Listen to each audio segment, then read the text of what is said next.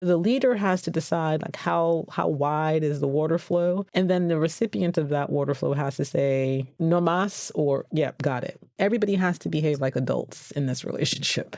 Welcome to Lead From Within, the podcast for people leaders that explores the fascinating intersection of mental health, leadership, and performance. Hello and welcome to this episode of Lead From Within. My name is Dr. Nick Taylor and I'm the CEO and co-founder of Unmind. I am so excited today to be joined by Jacqui Welch, the CHRO of the New York Times. I've had the privilege to have some incredible conversations with Jacqui about the future of work, what it means to really look after people's well-being in the workplace.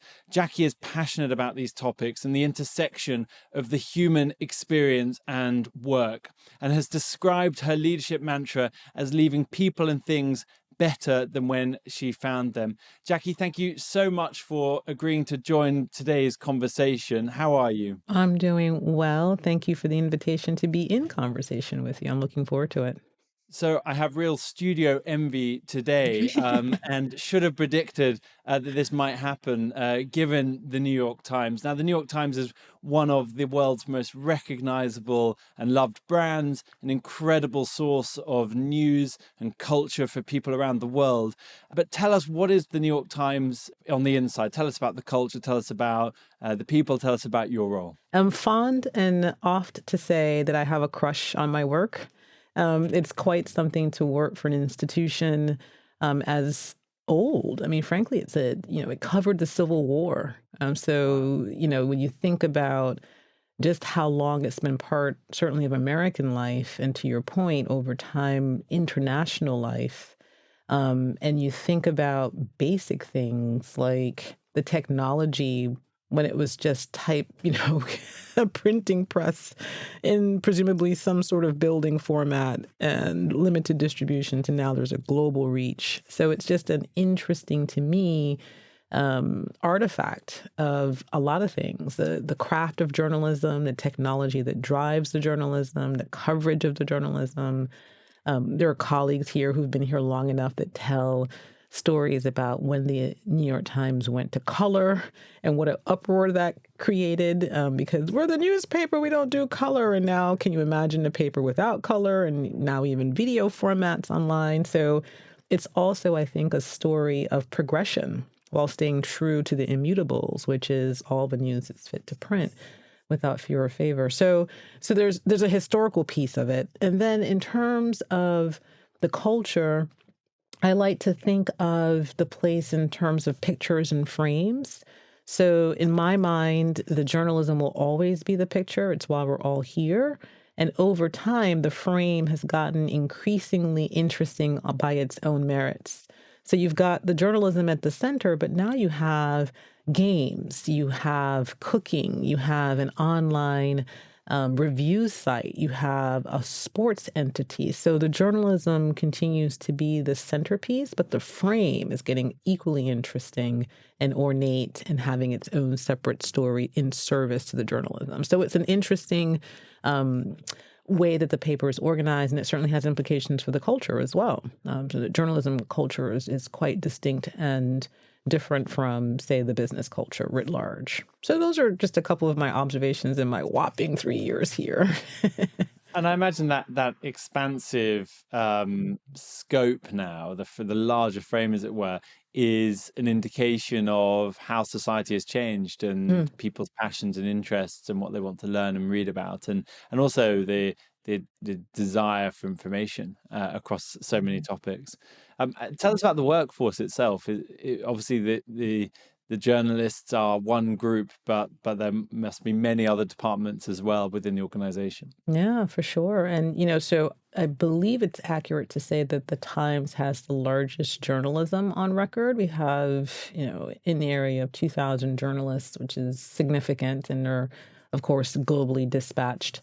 My second largest employee population, which is quite surprising to many people, are engineers. So back to the pictures and frames. And so the engineers play a significant role in sort of fueling the product of the journalism. So I've got a large tech population.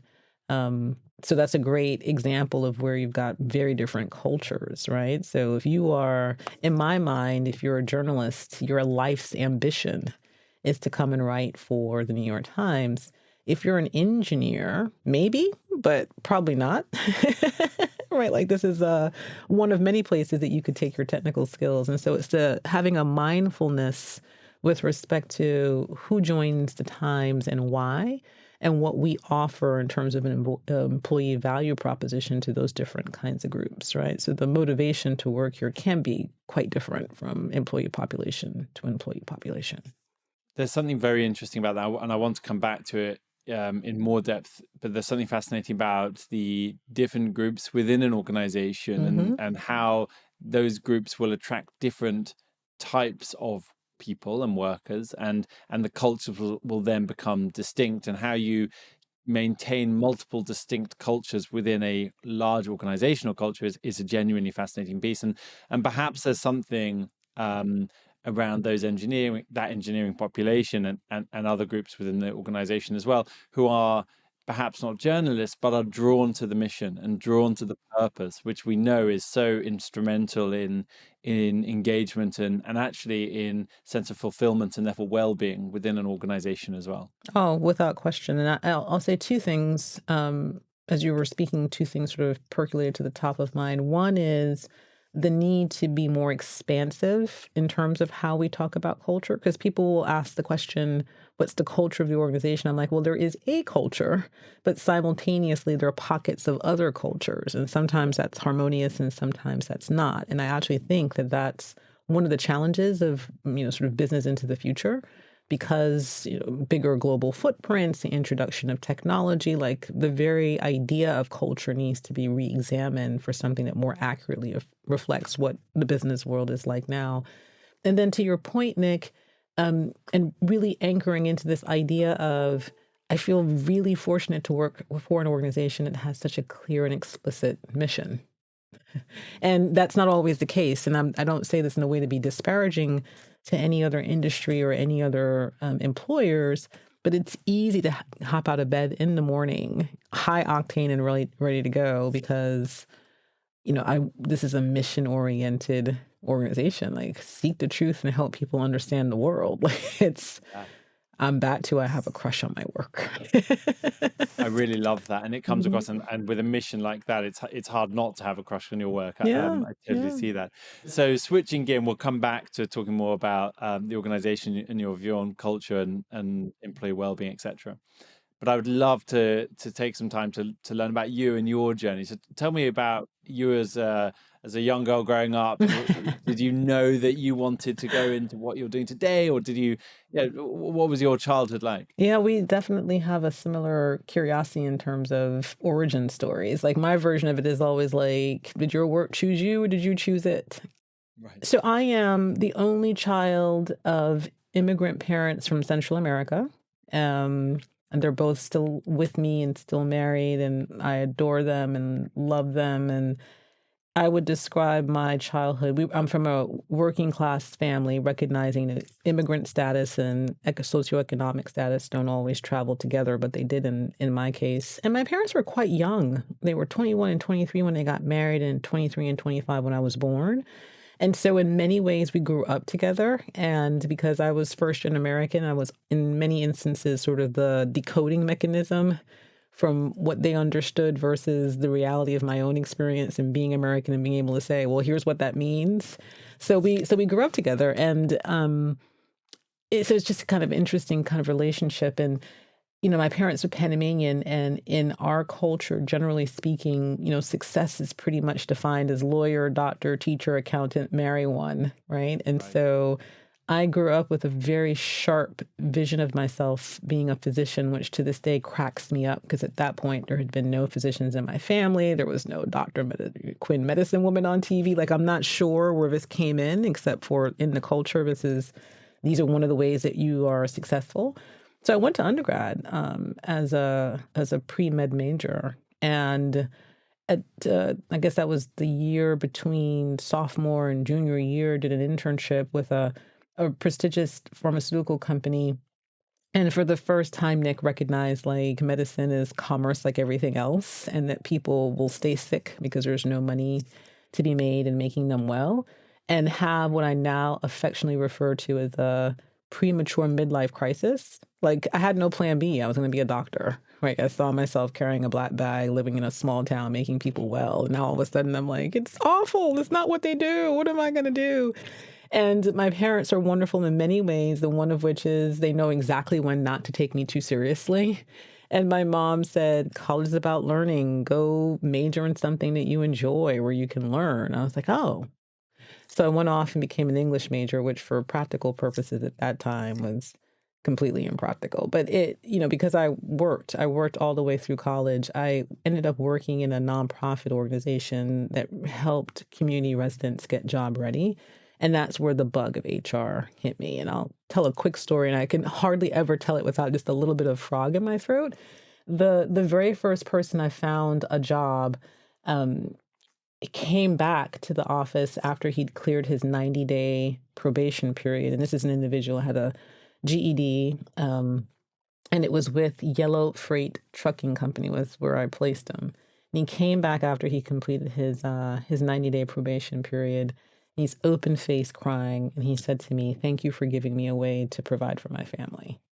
And back then it was personnel because, 100 years old, it wasn't human resources yet. It wasn't talent, anything. It was just personnel.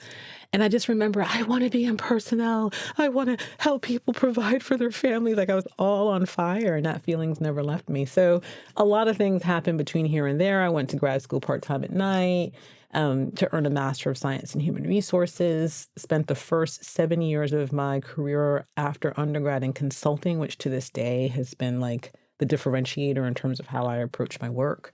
And up until the Times have had some really great experiences as a senior most HR leader. But it wasn't, I didn't set out, I didn't even know it was a career option, frankly. So I'd like to say that particularly to young people, that premature midlife crisis was important because it taught me that you can make a different decision. There's no point at which you can't have a different idea or vision for yourself. And so I'm fond to tell that, particularly to immigrant kids and kids from sort of historically underserved communities, because they can get locked in and very fearful about, but I have to do this. And I'm like, you can change your mind. There's a path to do something different if you want it. Thank you for sharing your story. And there's so much that I would love to ask about. Hearing you talk about the unpractical nature of your English as a major, you're speaking to someone whose first degree is in classical music. So also, I know the world of having an impractical degree. But there's hardly a day goes past when I'm not grateful for the opportunity as well. And you take those learnings, no matter what field, into your life in a positive way. Going back to the piece about growing up and almost being growing up with your parents and translating that kind of the two cultures together and that aculturalization piece, and that is so fascinating to hear you talk about that. And I wonder how that impacts on your adult perspective on cultures. Do you think that enables you to be more understanding more quickly of the nuances of different cultures? Is it rather like, I think when you've traveled to more than one country, you can start to understand the different countries, or when you speak more than one language, you start to understand each language a bit better. Do you think it's been a similar thing for you in terms of your approach to culture more broadly and the uniqueness of each culture around the world? Absolutely. Like, I don't even know if there's anything to add. I will tell you, so my parents, as I said, are from Central America. They're from Panama, which is probably one of the most diverse places on the planet as a byproduct of the construction of the Panama Canal. So literally people from all over the world descended on Panama to be part of this, construction effort. There wasn't a lot of money. It was an opportunity to work on a canal in exchange for land. So it was land ownership. And even now, if you go to Panama City, it's just visually diverse in ways that, you wouldn't expect from a Latin nation necessarily. And in my own family, my parents are both Panamanian born, but my mother's father, classic immigrant, came from Jamaica. My mom's mom came from Costa Rica. My dad's mom was born Panamanian, but his dad was from Barbados. So even in my own family, it's all Caribbean for shorthand, but very different. I mean, even to this day, you can muster up a great deal of contention over, is it rice and peas or peas and rice? Because across the Caribbean, these are very different things. And so, yes, I grew up in a place or in a context that had its own built-in diversity, although I present Black, right? So people think Black and they have a whole thing that they tell themselves. And I speak Spanish. It's my parents' native language, and so I am bilingual. And so to your point, it's certainly, and I will also say that I have prioritized travel for my own family. My children are 17 and 14. They have passports and lots of Delta miles, and we keep a tickler of all the places that we've gone. And for exactly the reasons that you poked at, sort of, you think about the world differently when you get to see some of it, when you get to see how people work, what constitutes work, what are the kinds of jobs. And we're particularly interested in taking the kids to places that are predominantly Black so that they see Black people both living as well as we are fortunate to live here in the States, and working class Black people and Black people in positions of authority. Because if you have a limited view of any group of people, you think that this is how they live everywhere, and you don't get to appreciate deeply the expansiveness of any human experience, right? And that happens at work. The last thing I'll say, just to bring it back to work, is at one employer in particular, I'd been there not very long, and I was in the women's restroom, or came into the women's restroom, and there was a woman at the sink washing her hands and crying. So, I did the human thing. Are you okay? I get her some tissue. Turns out she's an Indian woman, I come to find out in the conversation. Her mother had just passed, and she was sort of talking out loud, and I happened to be here kind of situation, not necessarily talking to me, but sort of talking out loud. And the summary of her situation was her mother had just died. Her mother lives in India, and she was sort of patchworking. I can take my vacation time and some sick time, because she's trying to do the math of, it's going to take me a day plus to get there and a day plus to get back. And I want to be with my family because it's been however many years since I've last been in India. And at the time, this particular employer had a 3-day bereavement, which in a very specific context is sufficient, but it doesn't take into account that people grieve differently, that what constitutes family ranges from immediate blood family that live with me versus a great aunt or uncle who may be living somewhere else. There are different religious sort of traditions associated with death, some that don't require more than 3 days, but some that do.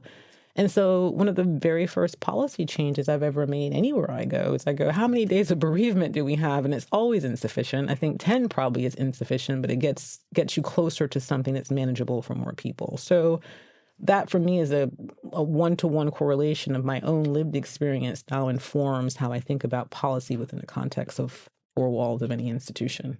Yeah, I find that really interesting, actually, and I think that can be the real limit of company policies broadly, is that the uniqueness of the population for which they're meant to be covered is often so broad that the policy is always going to be inadequate to cover each unique circumstance. Exactly. You talked about a few things that have come up there. One was this idea that you might become a doctor, and that you felt that there was not a culture that was incentivized to well-being, and that's what's so interesting. Is obviously the US health model is the largest in the world, but it's also highly privatized in such a way that there is a lot of money in healthcare and the provision of it, which is of course very different to lots of countries around the world. So for example, in the UK, where public health is provided, and actually therefore the system, because the state pays, is highly incentivized to make people recover, which I think is a really interesting point, actually, because I think the scale of the American healthcare system makes it very dominant and important, but the reality is it remains quite unique, actually, or in the minority of how most healthcare systems operate, which I think then informs the culture around healthcare more broadly. As you then move from thinking about that, and then you think about actually the role of modern people functions, which is so much about helping people to be well. One of the reasons we have, say, a policy on bereavement is because we want people to have enough time to grieve and be with their loved ones so that they can re-engage and be their best self in a timely way. So do you consider part of your role and identity almost as a caring role with a view of helping people to be well? Oh, without question. I mean, it's that's why it's called human resources. Human. Mhm. And I Yeah. get a little nervous where, and I mean, I understand that different contexts perhaps require a different way to talk about it, but I'm proud to say that I lead human resources as opposed to talent management or any of those things because it keeps it forefront for myself and for the people that I serve. Like, you are my business. Humans are my business. Like, that's why I'm here. Purportedly, it's part of everybody's job. If you're a leader in an institution, you have a role in helping people navigate the organization as well as grow their careers and mind their well-being. But literally, it's the thing I'm paid for. Yeah. Like, that's the job. So without question, and I think the significant challenge I find as it relates to fully embracing the role of human resources is back to that intersection of finding the place, the middle ground, as it were, where your choices match the need of the institution, right? Because sometimes companies can get it inversed in one direction or the other, so heavily focused on the objectives of the institution at the expense of the people who work there. Or it gets so focused on the humans at the expense of, but why are we in business? Because it is an institution. There is a shareholder community. There's a return on investment. You make a product or whatever it is or provide a service. And I think that's the tricky bit of saying you're a human resources person is to keep those two things in balance. I think that's the difficulty of the work. I mean, that's quite existential as well, isn't it? And philosophical, because you're really asking what is the role of an organization within society? What is the role of the people within the organization? What is the role of the economics within all of it, and the prioritization of that, either in service of the people or vice versa, based on the culture of the business? And it probably takes us to a really interesting topic around that challenge of getting the balance right between what the organization's goals are and what the people's well-being or sustainability is. If you think about that intersectionality of humanity and work, how do you foster and create environments where people can truly be well? Is that even possible in today's society in the way that we would perhaps dream it could be? Yeah, it's such a beautiful and nuanced question. I'll say a couple of things. One, I think it's incumbent on every organization to decide for itself what the immutables are. So I'll pull up to focus. And the thing I will say is I have a mantra: treat people like adults, and they will surprise you and behave like adults. So imagine a world where you can be completely transparent as as the business to say, to work here, understand that our priorities are these things. We see your role in how we live up to the things that we describe as the immutables as this. And now we can have a conversation about, does that fit where you want to take your gifts, your talents, your abilities or not? And if you say it does fit, then what do you need from us to be successful? Now the business has to say, well, Nick, of the 8 things you've said, 7 completely. This 8th one, though, we don't have the capacity to do that. And capacity can be money, time, resources, whatever the thing is. And now I'm back in the driver's seat as the adult to say that is or isn't tolerable. My view is what happens more often than not is the institution isn't clear and sufficient with respect to what are our immutables. Mm-hmm. And that lack of clarity then translates into I can't have that adult conversation with the person because I don't have clarity. And now there's tension because the individual thinks I'm going to be supported in these ways. And when rubber hits the road and the person needs that support, they don't get it. So now we're in this circular, you owe me. I never said that. You owe me. I never said that. And it's just a bad place for everybody. For that to work, it's important both for the individual to know themselves and what is important for me at this stage of my life in how I engage in work. And it's important for the organization to be mature enough to be able to say, these for us are the things which we expect of you if you want to join our mission. Um, and probably where this is really playing out a lot at the moment is around the post-COVID world. Oh, for sure. Obviously, COVID is still with us, but the post like lockdown world and hybrid working, flexible working, back in the office. What's your position on that, and what's the Times' position? Yeah, so the Times, we're very much on the side of the spectrum that says together more often is better. At the core of it, journalism, in my view, is a team sport. I mean, even if you read a byline, when I was coming up, it wasn't uncommon to read an article and it was one, maybe two reporters. But now you look at those bylines, it could be 6 or 7 people working on a story, right? But you've got the visuals, you've got the photography, you've got the actual narrative. I mean, it's increasingly becoming more and more of a team sport, if it ever weren't a team sport. And it's also, I think, one of the last of the apprenticeship type roles. I mean, partly how you learn to be a great reporter is you're sitting next to a great reporter and you're hearing that person talk to their sources. You're in conversation about how they're constructing whatever it is they're working on. So we are very much a together is better kind of institution. And how that looks practically is our expectation, which we have communicated, is that people are in the office 3 days a week as a standard, right? We're never going to say don't come more than 3 days a week, but certainly as an expectation, we're looking at an average of 3 days a week. So that's sort of the Times position.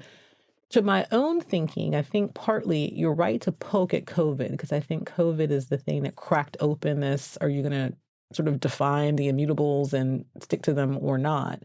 Mm-hmm. It's an example to me of making the argument that we can't run the business if you're not physically in a building is not true. I can't think of a single institution that, as a sole function of not having people in an edifice, folded during COVID. Mm-hmm. Like, I'm not familiar with any. Maybe they're out there, but I haven't myself seen that. So this really requires the institution to state its claim, to define in-office presence and teamwork, physical togetherness as an immutable, and stand firmly on that, as well as be prepared for there are going to be people who say, well, that doesn't work for me. I don't want to live in a world. So that's one. And then two, if you do have a position, you also have to be, I think, transparent about where you're willing to accept exceptions around the margins, right? Maybe there is someone that legitimately needs to work remote more than the 2 days that we say are tolerable. And you've got to be prepared to say to the next person who goes, well, you told me 3 days, but Jacqui's over here once a week. Like, what's that about?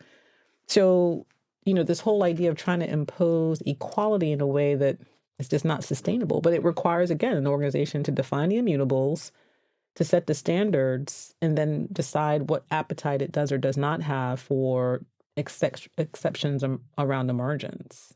By the way, I thought that was a really brilliant description of the state of play, and the clarity in that I think is really helpful. Mm-hmm. I actually think it was interesting to wonder what might have happened if the health pandemic hadn't hit. Would this trend naturally have occurred? Because the reality is the technological world has advanced in such an extraordinary way that we're so much more enabled in the workplace to do work remotely than we were 50 years ago, for example.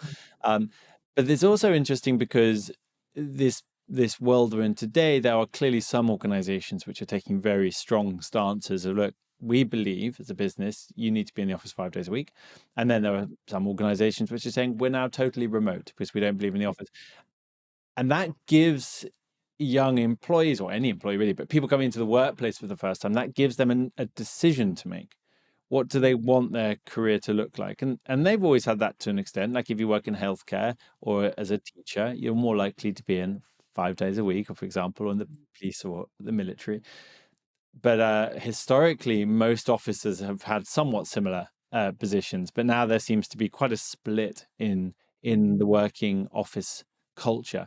And it will be very interesting to see how that plays out over time. I think you're right. I think you're right. And I know it's just, we'll never know for sure. I do think that, I think the disruption of COVID, aside from the massive loss of life, but just as an organizational matter, I think it's the surprise and the scale of it. Because I do think uninterrupted, if there were no COVID, that over time, this how do we do work question would have come up organically, but it wouldn't be your entire institution at the same time. I Yeah. think more than anything, it's the scale of it that caught organizations a little off guard. Um, I don't think it's an issue of, to your point, if it were no COVID, I think there would be conversation about how do we construct jobs? How do we construct downtown living centers if people aren't here 5 days a week? I mean, I think there would have been a slow marching towards a different configuration of how we engage the physical workplace. I think that would have happened naturally, but COVID took that away. Yes, yeah, absolutely. I personally feel there is just so much value in being in person with Yeah, people sure. for some of the time, but I also get enormous value from having space to think and be on my own, and be remote. And so I like to balance it, and I like having that flexibility. I find it enhances my overall well-being. But I definitely believe in the importance of connection, but also from a kind of work life. I don't like the term work-life balance because I think it's too blunt. But the idea. But I, as a parent of young children, my children are 9, 7, and 5, have seen them so much more than I would otherwise have done. And I consider that the greatest gift. That's such a privilege to have had that.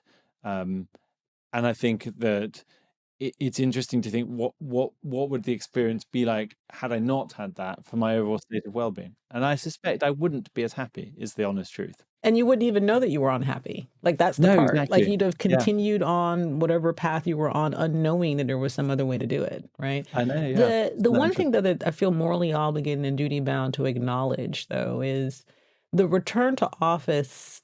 One of the ways I think it's lacking, and certainly we've made every effort here at the Times to address this, it's like you can't make the assumption that the office was a great experience for everyone.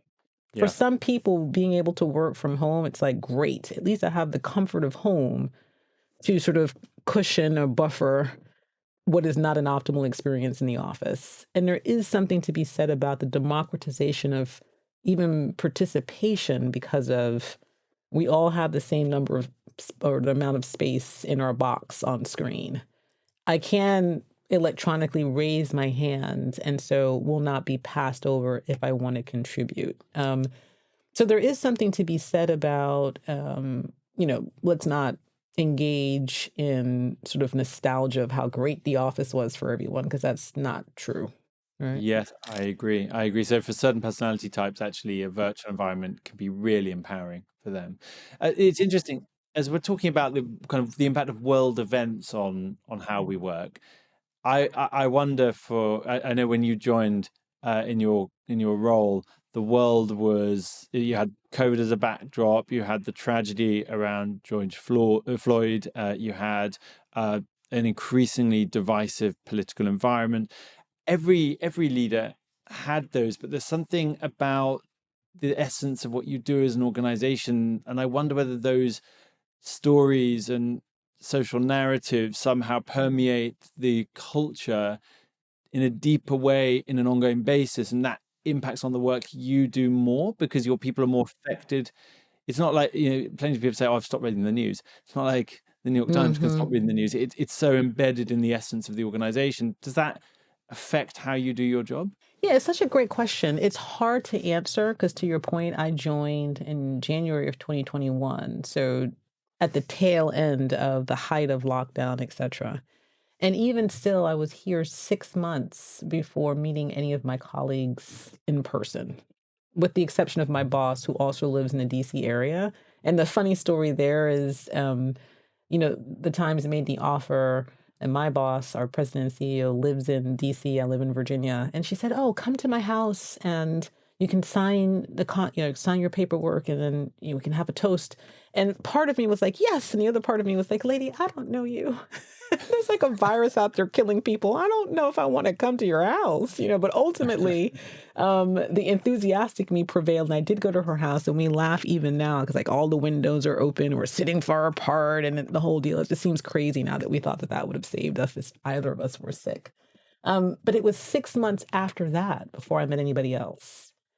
And, I jumped in. There were things happening, problems that had to be solved. And so the COVID experience for me really decreased the cycle time of get to know people and their working styles and how problems get solved. Cause like I don't know if I'm ever going to see you in person. We just need to just assume that we're going to get on well and that we're going to solve problems, etc.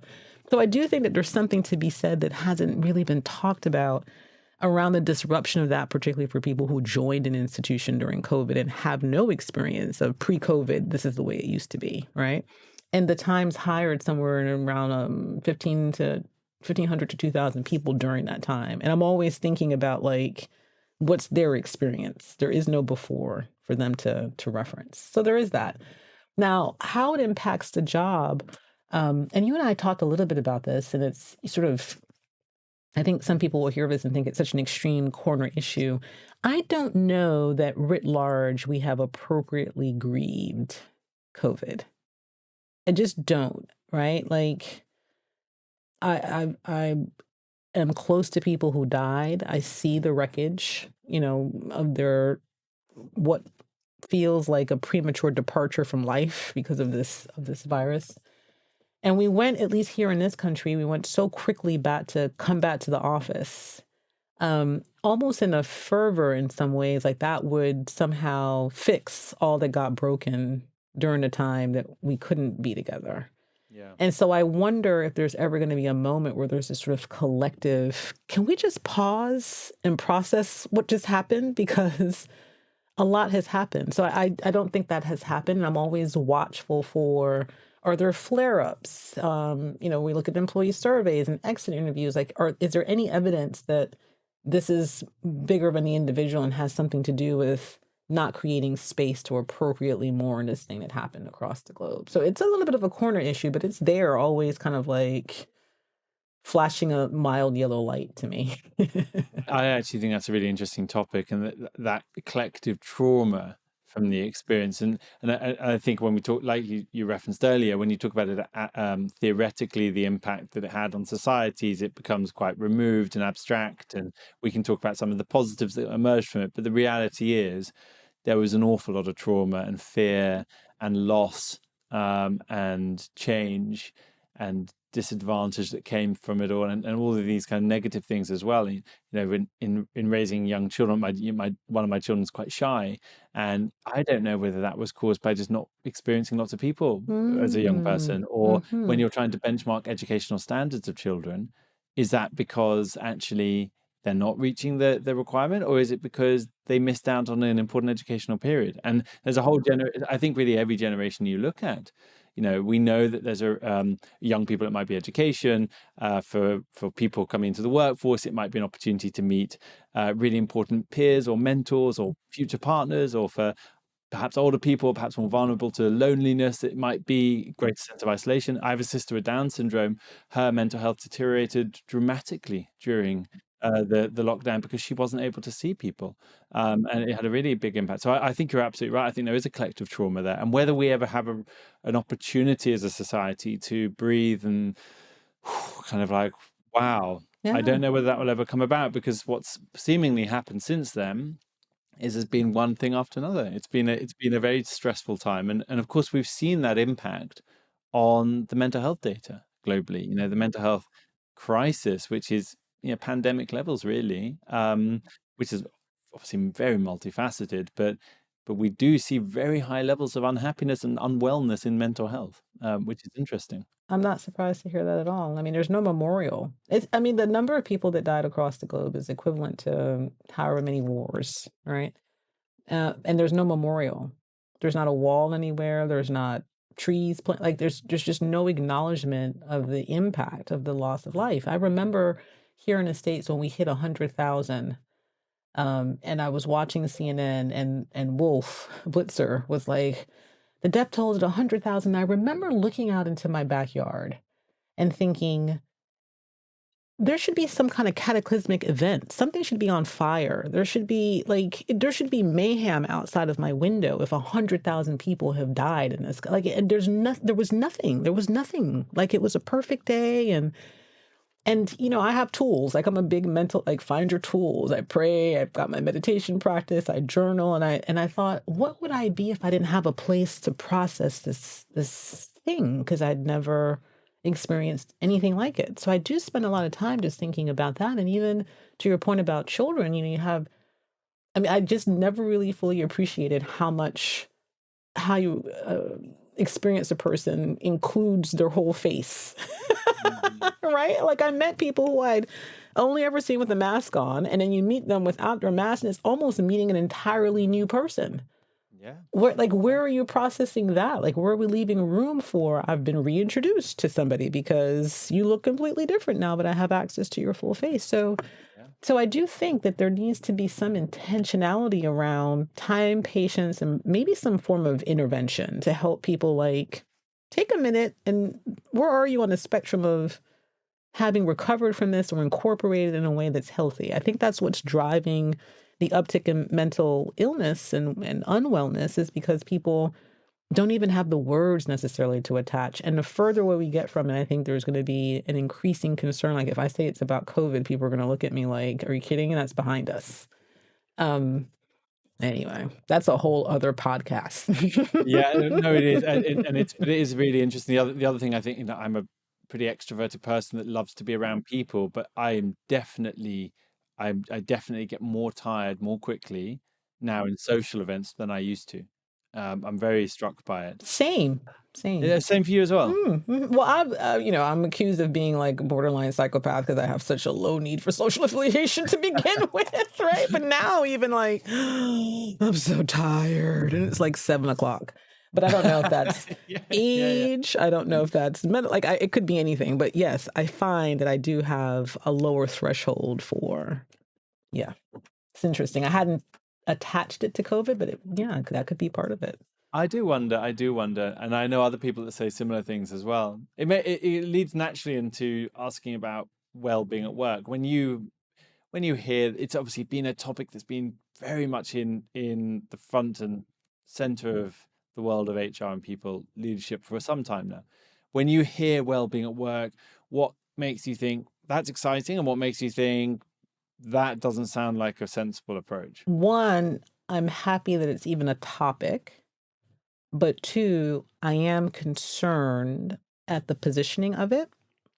So, very specifically, here in the States, there's just this uptick in burnout and burnout culture and how to help people not burn out, which I'm fascinated by because it has in my view, a patina of blame the victim a little bit. Here's how you don't burn out. Um, and I go, if you take the word for what this is where being an English major comes in handy, like burn out. If you have an outlet, that outlet will stand till the earth ends without ever burning out. It will burn out if you put more load on it than it's designed to carry. That's the nature of burnout. The inanimate thing is inundated beyond what it's built to do. And so it's not, here's how we help you not burn out. The higher order question is how do we organize ourselves and the work that we do in the right order of priority so that we can then ask people to reasonably contribute their talents, their gifts, their ambitions. Mhm. So that's the thing that really concerns me. It's not the conversation, it's the angle. Yeah, I agree with that. And then the response at points has been people are burning out, so let's give them a resilience training. And Right. it's like, well, no, no, hang on a second, that's not the issue. It's a bit. I love to draw the comparison with plants, and I think I might have even said this to you before. But if you take a seed of a plant and you put that seed in the wrong soil with the wrong water and the wrong light, it cannot grow into the plant you want it to be. And then if it doesn't grow, it'd be the equivalent to saying, shouting at the seed, "Why are you not growing in this environment?" It's just not possible. You Mhm. have to think about, what is the equivalent in the workplace to the water, the soil, and the light in order for somebody to be well. But then how do you do that as a people leader? How can you influence, for example, at the times, the culture of work at the times to enable people not to have too much demand put on them in their day to day? Yeah, I like that you said enable and not empower. We've had this conversation, how much I hate empower. Yay for enablement. Share why for the listener.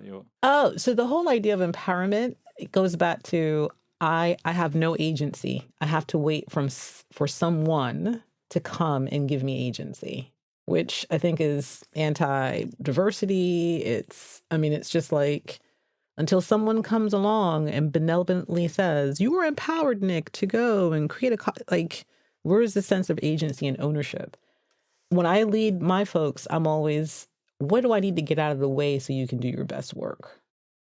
Am I in your way? Is there something in your, like, I know you can do better work or great work or the best work of your career. And my job isn't to empower you. My job is to make sure the conditions are set so that that can be true. Right. Mm-hmm. But to this question about, sort of resilience training, I mean, so I think there's, work at the highest level, in my view, is a relationship like any relationship. And so there are accountabilities on the side of the institution or the organization, and there are accountabilities for the people who work there. So I think it's important for the organization, meaning the leadership of the organization, to be clear about the immutables, as we talked about before, to be clear about this is the work, and to be clear about, if you want to work here, these are the expectations, and to have that conversation and negotiate where there's not immediate synergy. On the part of the individual, and I hold myself to this standard, I'm not perfect at it by any stretch. It's difficult to say to your boss, that's too much. There's just no way that I'm going to get all of this done. I need you to help me prioritize, because I can't do all of this simultaneously at the level of excellence that you want and that the institution deserves. So it's two-way. And I give my boss credit. She will work to say, like, if you ask her, what are the priorities here? Yeah. Oh, okay. Well, said like that, yeah, let's talk about that, because there's only so much capacity. But I've got the organization is going to demand all day. That's the nature of the organization. So the leader has to decide, like, how wide is the water flow, and then the recipient of that water flow has to say no mas, or yeah, got it. So it's the constant, everybody has to behave like adults in this relationship, and nothing can be taken for granted.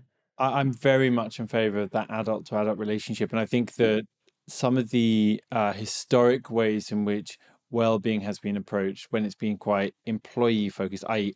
the onus put on the employee, is almost quite parental. And I think that's a mistake, because it needs to be adult to adult, but that's easier said than done. Mm-hmm. And it's important, to your point, that I think an organization has a clear mission so that people know why they're getting out of bed in the morning, that there are clear values which help define the expected behaviors to create a culture that is aspired towards.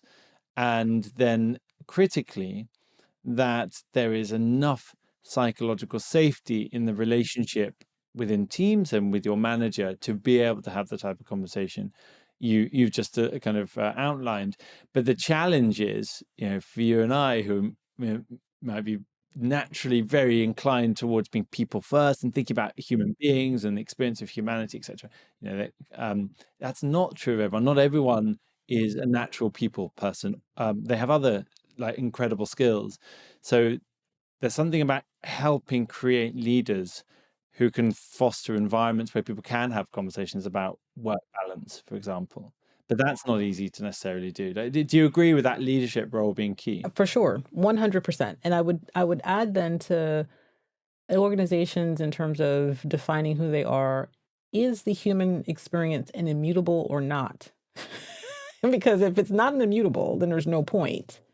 And I don't know that most organizations, I mean, we say it, people are our most important asset. You see all this sort of lip service to it, but the real test of it is, what do you have in place that would suggest that this is an immutable?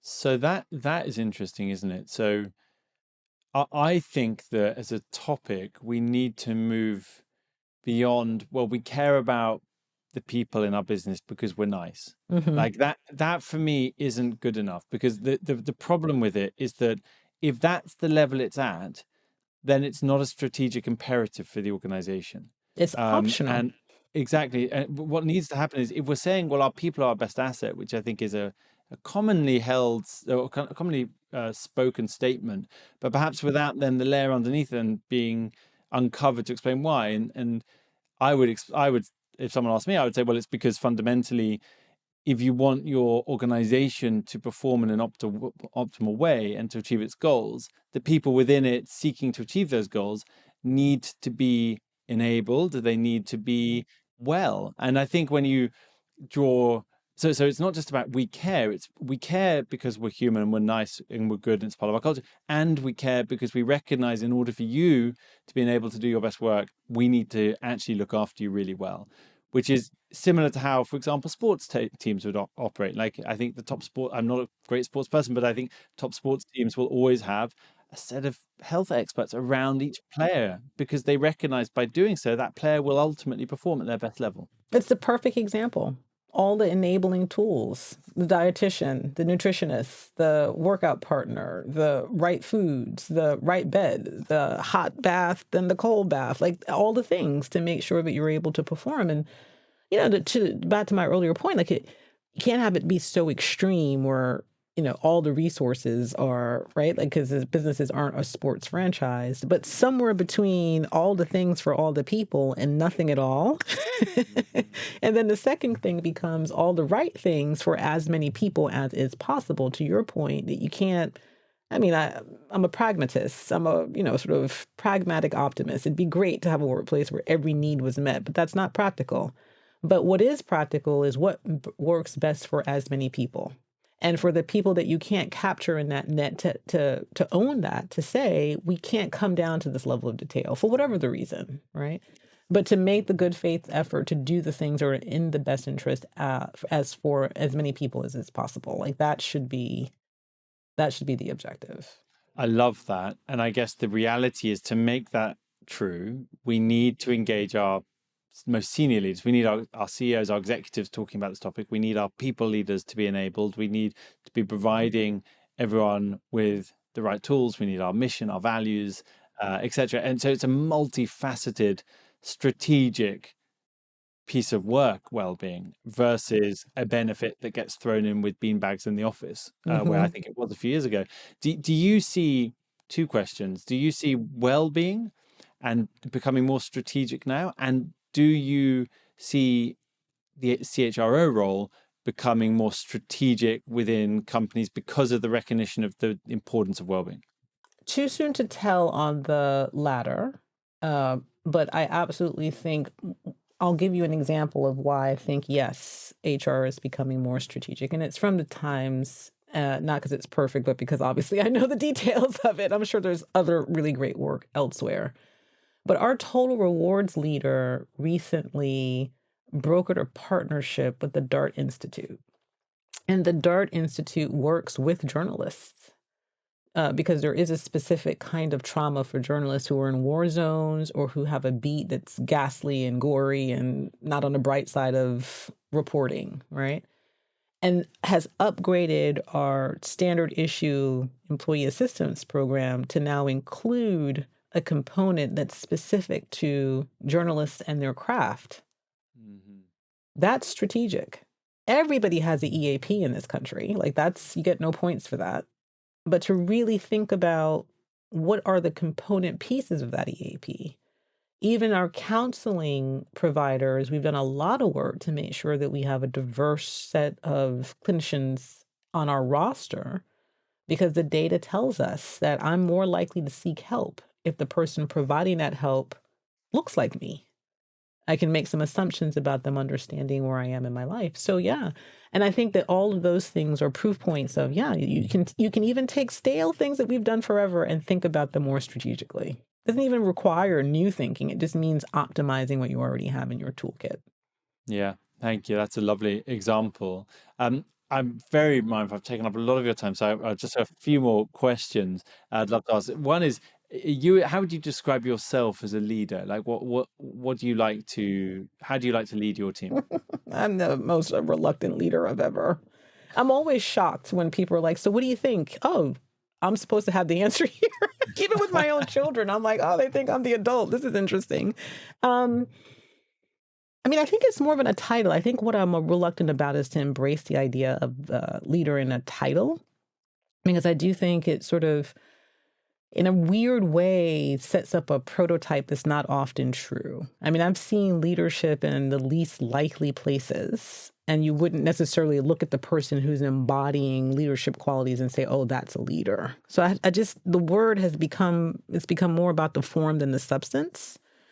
So that's one. But substantively, what I'd like to do, or what I'd like to think of myself as, is someone who connects the dots, really helps you to pull up so you can focus, who's reasonable with respect to what I'm asking you to do. I've recently adopted, I say recently, it's been a while now, where I try to be a student of people's reactions. And if I see somebody sort of like glaze over when I say something, I'll go, I know what I said. What did you hear? And then sit in the discomfort of, I thought I said it perfectly, but now someone's actually playing back to me how it landed. And what do I want to do about that? Um, so, and I'm outcome focused. Like I want to have impact. I'm not, impact to me is the biggest thing. And it goes back to sort of my personal desire to leave people and things better for, having encountered them. Right. So it's all about the impact for me and less about I'm a leader. Yeah, yeah. Like the title is almost too weak now. It doesn't speak to the nuance of the role. And it's a wrong aspect. I mean, I'm raising two boys, and I don't want them to chase being a leader. I want them to be leaders. I want them to be right thinking and fair and principled and leave a sort of soft impact wherever they go. Um, and so, but if we're raising our children, it's just your goal in life is to be a leader. It's at the expense of the things that constitutes leadership, and right. So it makes me a little nervous. I'm like, I think yeah. The way you're talking makes me think, the word that comes to my mind is authenticity. That authenticity in your own humanity, and like showing up as the person that you feel you are. And like that is a very powerful way of leading, because people feel that they're with another genuine human being. So something in that.